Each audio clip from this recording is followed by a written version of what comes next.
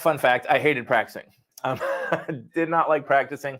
If I had grown up today with, I hesitate to say, the average family household, but in today's world, I probably would not have ended up continuing with piano. So I grew up in the early 90s, single parent household, low income, the whole thing, but piano was one of my activities. But it was just it was a rule of the household without question. When you get home from school, it's straight to the piano, half an hour. Didn't matter if I had a lot of homework, didn't matter if I was busy, didn't matter if I had other extracurriculars I was doing. When I get home, it's straight to the piano, practice for 30 minutes. And there were a lot of periods where I absolutely hated it. I hated piano. I probably said, my mother and I exchanged some harsh words from time to time. But the reality is I got better at it really quick because I was playing the piano every day. And as I got better at piano, I became more excited about playing the piano, and then it wasn't such a hassle.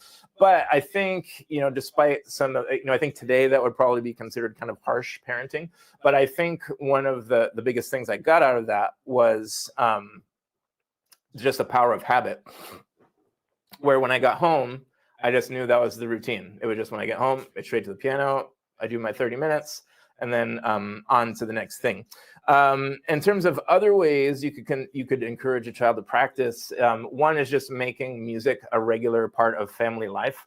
One thing I'm noticing more and more these days is that, here, I'll switch it to this screen for a little so we can talk more, bigger face.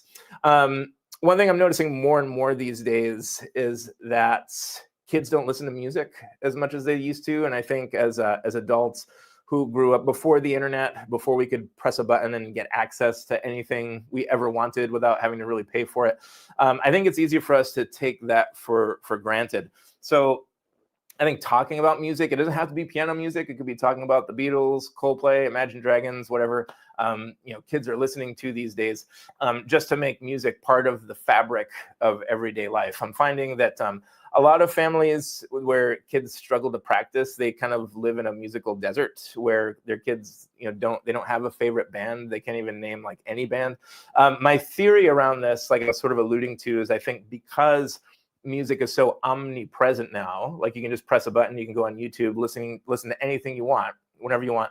I think to a degree, it's been taken for granted a little bit.